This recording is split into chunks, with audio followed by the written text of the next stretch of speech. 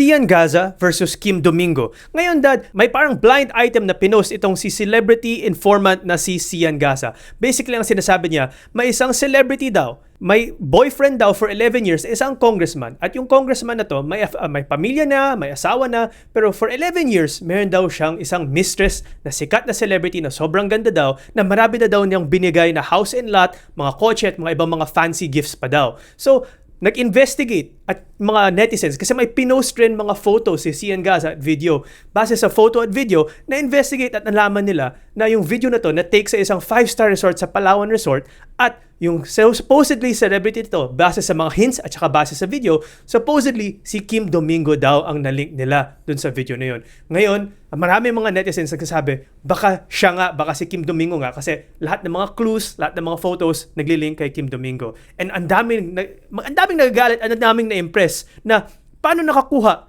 ang isang babae ng sobrang daming house and lot from isang congressman. Ang swerte, may mga ibang tao na nagsasabi, ang swerte naman niya kung sana ako na rin mayroon ako mga house and lot na binibigay sa akin ng isang lalaki na boyfriend, di ba? Kasi very lucky daw ang scenario na to. Now, hindi pa confirmed kung si Kim Domingo nga to. Kasi Kim Domingo actually posted just recently, nag-hard launch daw siya with her non-showbiz boyfriend. Ngayon, maraming mga commenters na nagsasabi na, why is it na after lumabas ang itong scandal na pinost ni Sian Gaza, biglang nag-hard launch naman si Kim Domingo. For the past few years daw, wala siyang pinapost na boyfriend supposedly. Ngayon lang daw siya nag-post ng boyfriend. So people are saying, what a coincidence. But Dad, with regards to this, whether or not something like this is true, isn't it disturbing na maraming Pilipino ang sinasabi na, ang swerte naman niya, when what they're not looking at is, kung congressman nga talaga ang naging boyfriend ng isang celebrity at marami siyang binigay na pera at house and lot, isn't that disturbing? Kasi that means most likely, corruption money yun, hindi ba, Dad? Well, lesson number 1 dito, no? Kasi nga, mga chismis to, kwentong kutsero na sinasabi natin, no? So kasi pag artista ka, normally maraming intriga yan, no? Lalo na kung maganda ka at medyo tinitingala ka, minsan maraming kwento at maraming paninira din na nangyayari. So hindi natin matutuko yan hanggang hindi aaminin ng mga taong involved, di ba? Kasi personal relationships like this, it's up to these people to reveal it or not to reveal it and even to deny it at times. No? So, madi-deny nila yan o pwede nilang aminin. So, hindi yun ang issue kasi dito. Ang issue kasi dito yung sinasabi natin, pag talagang nasa showbiz ka, at hindi lang showbiz, pati politika or sikat kang tao, kilala ka, o mayaman ka, sigurado maraming intriga na nangyayari sa buhay mo. Kaya just be ready with that. Kung success, when you achieve success, you have to be ready also with this kind of issues or circumstances, nasiraan, mga intriga, no? So just rise above yourself. Kasi sinasabi na lesson dito, no? Huwag niyo papatulan at huwag niyo papansinin na kung hindi totoo, di ba? Kung totoo naman, correct whatever you can correct if you can correct it, no? But it's better that you correct if it's true. Kung may mga masamang kwento tungkol sa iyo at may katotohanan, edi ituwid mo para sa ganun hindi ka naman malagay sa alanganin in the future. No? So yun ang lesson number 1 dito. Ang lesson number 2 kasi dito, yung sinasabi nga natin na bakit parang ganun, no? May marami sa ating kababayan na parang naiinggit pa. They want to be in the shoes of that kind of woman in case na merong ganyang opportunity, no? Kasi hindi mo naman maalis yan, no? Hindi lang naman dito sa Pilipinas, even all over the world, no? Ano bang number 1 na hinahanap kadalasan ng mga kababaihan, di ba? May kasabihan nga, di ba? Pag teenager yan hanggang 25 years old, ang hinahanap nila yung mga gwapo, di ba? Normally ganon. Pag 25 na yan hanggang 30, ang hinahanap na nila yung medyo may tsura na merong kakayahan o merong trabahong maayos, no? Pag umabot na yan ng 30 and above, yung hinahabol na niya, yung may pera na lang, kahit na pangit, okay na, di ba? Ganun normal yung mga kwentuhan, mga biruan, di ba? Which is also may katotohanan which is happening in our society in all over the world, no? So nakikita natin na maraming mga old man na ang kasama nila, old rich man na kasama nila, mga young, beautiful, gorgeous women, no? In fact, kahit na si President Donald Trump, kinakantsawan nila ng ganyan minsan, di ba? Kasi ang tanda na niya, mag-80 years old na siya. Yung asawa niya, wala pa yatang 50 years old, no? Si Melania Trump, na dati rin naman modelo, na napakaganda rin ng kabataan niya. So, nangyayari talaga to, no? Kasi nga, siyempre, may kasabihan tayo, normally, a man achieves success at older age, no? So, a young woman naman, beautiful, siyempre, ano bang hinahabol nila? Security, no? Normally, yun ang number 1 na hinahanap ng kababaihan, security, di ba? Yung financial security. Kaya yung sinasabi natin 18 to 25, gwapo, 25 to 30, yung at least may tsura, tapos may maganda yung trabaho, tapos pagkatapos doon, ang hinahanap nila yung talagang may kaya na kasi para mapangalagaan yung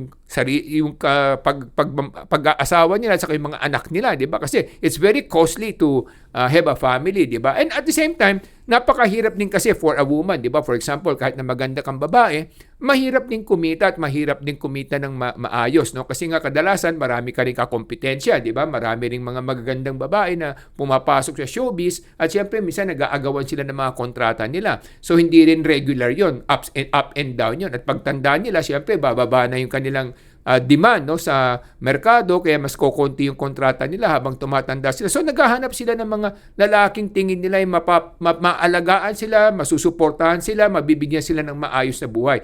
It happens all over the world. No? Yung hinahanap, number one is security. Na gusto nilang magkaroon ng magandang kinabukasan, at least matutustusan nila yung mga gusto nila at mga pangangailangan nila. So it's not something that's surprising na nangyayari sa ating lipunan. Ngayon naman, isang napansin ko, Dad, dito sa Pilipinas, no, particularly sa Pilipinas, no, ang kumakalat, no, ng mga allegations na marami mga ginto mga starlet or iba nga stars na medyo nakikinabang na malaki sa certain na mga mayaman na according sa mga sources na nasa online na mga netizens mga politiko. Ang kadalasang mga profession sila ay congressman or mayor, gobernador, pero congressman usually ang naririnig natin. Minsan may senador pa na nagbibigay daw ng malalaking mga tip sa mga kung sino-sino mga chicks galing Viva Max, no? So, ngayon, ang katakataka dito sa Pilipinas, no, parang bakit ang taas ng mga valuation ng ating mga politiko, kung totoo man na ganito ang binibigay ng mga politiko, bakit daw tinatanong ng mga netizen, ba't gintong kataas ang valuation ng mga politiko matatandang ito sa mga chicks, no? Kasi syempre, pag kinukumpara nila yung ganda ng mga chicks na kinukuha nila, syempre may mga mas magaganda, kung salba sa Europa o sa Amerika, kumpara naman sa mga chicks na kahit ng mga artista pa sila dito ng Viva Max or even ng mga mainstream channels. Kung comparison lang, syempre malayo yung ganda, pero yet, yung kanilang valuation dun sa mga chicks, sa mga tip nila, bigyan ng bahay, lupa, yung iba inaalok pa ng luxury car, parang talagang tigang na tigang daw ang mga politiko.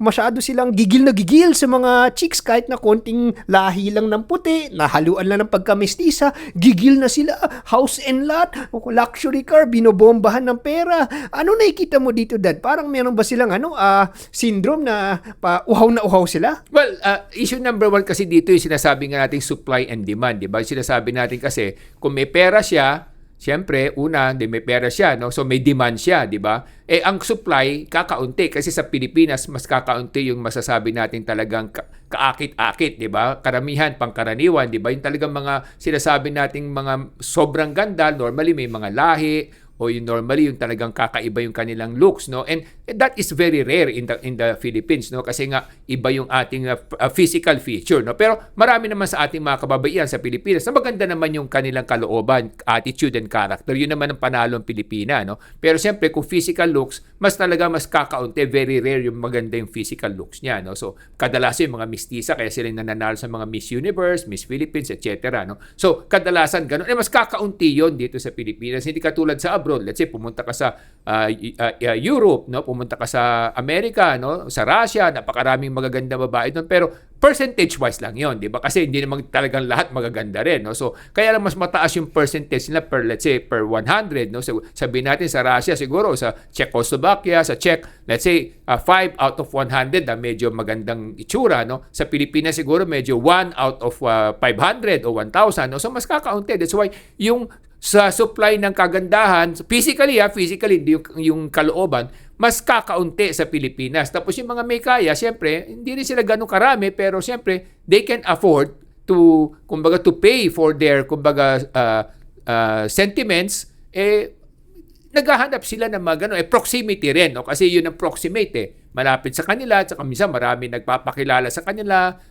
yung mga talent managers o talent scout, yun na nagpapakilala sa kanila. So, inaalok nila kasi nga, kakaunti yung nakikita nilang maganda sa Pilipinas. Alam nga naman mag-a-abroad pa siya para magkaroon ng girlfriend, no? Very inconvenient para sa kanya. Proximity is one, distance, no? Second, yung sinasabi nga natin, kasi kadalasan, yung mga naging successful na matatanda, normally, ang problema kasi na nung kabataan nila siguro, hindi sila nagkaroon ng sapat na kumbaga pagkakataon, magkaroon ng mga magagandang girlfriend o relationship. So parang nakapokus sila sa trabaho, nakapokus sila sa paghahanap buhay, pagpapayaman. Kaya pagtandaan nila, bigla silang nagising na may pera na sila, gusto nila i-shortcut na lang, no? Bakit pa sila manliligaw?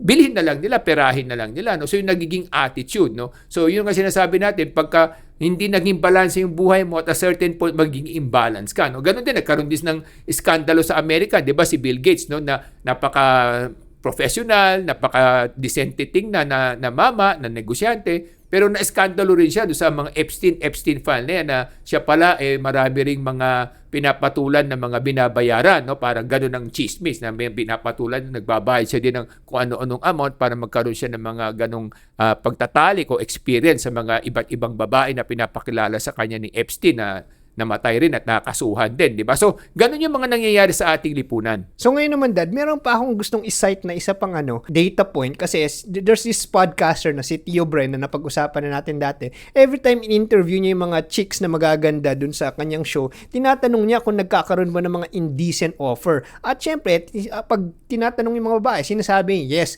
Ngayon, may dalawang tanong siya. Una, tinatanong niya, sino mas madami ang nag-o-offer sa indecent proposals? Businessman o politiko? Pag padamihan ng offer, mas marami daw ang businessman mag-offer. Kasi siguro mas madami sila compared sa politiko. Ngayon naman, pag sinabi, pag pinakamataas na offer o pag nagpapataasan ng offer, sino ang lumalaban sa pataasan ng offer? Sinasabi, dyan, wow, karamihan ng mga babae doon, sinasabi, politiko daw pag talagang pataasan na ng offer. Yung mga negosyante, parang doon sa mababang offer or semi-taas lang, pero pagdating sa pataasan na ng sky's the limit offer, biglang yung mga politiko daw, sila daw wala daw makatalo sa kanila na businessman pagdating sa offering. Ngayon naman, ano nakikita mo dito? Dalawa kasi yan, yung attitude na sinasabi natin, no? Yung characteristic na nade-develop sa isang politiko at sa negosyante. No? Una kasi, ang negosyante, when they make their money, hard-earned money yon, talagang tinatrabaho nila, lalo na kung legitimate businesses sila, di ba? So, tinatrabaho nila para kumita sila at para yumaman sila. Ang politiko kasi, easy come, easy go. Ang lakas ng bigayan yan, ang laki ng bigayan, lalo na kung sila may kapangyarihan, authority, mga kontrata, mga salapi ng pamahalaan, kaya maraming corruption issue na nasasabi, di ba? Either pangingikil, pangungutong, o minsan bribery, corruption. So nangyayari kaya parang easy come, easy go, sinasabi nga natin. So yun yung characteristic, yun na molde yung kanilang character sa ganun. No? So dahil yung isa pinaghirapan niya yung pera niya, hirap na hirap siyang ilabas. Yung isa naman parang andaling pumasok ng pera sa kanya, kaya parang andali din niyang ilabas. No? So yun ang una doon. Pangalawa kasi, ang mga negosyante kasi, when they deal business, normally kasi sa kanila, merong konting mga personal relationship yan. Yung parang pinapersonal nila, di ba? Kasi parang hard work nga hard earn. So, bawat kliyente, pinapersonal nila, pinagsisilbihan nila ng maayos. Ang politiko kasi, ang character o nature niyan is parang gamitan lang talaga, di ba? So, sa kanila, gamitan lang. Saka, yung attitude nga na sinasabing, dahil nababayaran ako ng mga kung sino-sino para tulungan ko sila o bigyan ko sila ng pabor, kontrata, or kung ano mang mga kalokohan, no? So, dahil nababayaran sila, naghahanap rin sila ng paraan para hindi magmukha silang parang sila'y masama. Yung may tinatawag tayong karakteristik yung tao na pagka nababayaran ka, gusto mo rin magbayad, no? Kaya may minsan mga narinig natin yan, di ba? Yung mga entertainers na babae, no? Dahil binabayaran sila para sila ay magbigay ng ligaya sa ibang lalaki. Nagbabayad din sila ng ibang lalaki para magbigay ligaya sa kanila. Because by doing that, parang naprove nila na hindi sila ganong kababa. Meron pang mas mababa sa kanila dahil may binabayaran din sila. So, ganon din yun. No? Parang there's this psychological phenomena na nangyayari sa bawat tao, no? Na pagka sinabi nga nila, pag sinasaktan ka, mananakit ka. No? Pag binabayaran ka, gusto mo rin magbayad ng iba. No? Kasi parang yan yung talagang kumbaga human behavior na hindi lamang dito sa Pilipinas, all over yan na nangyayari. No? Yung human behavior na yan is something that's going to be predictable most of the time. No? Na ganun talaga yung tatakbuhin yan pag ganito yung kanyang tinatahak na landas. So, yun ang given. No? So, there's two characteristics here. No? Yung sinasabi nga natin, yung isa hard-earned money, isa easy come, easy go. Yung isa kasi binabayaran siya,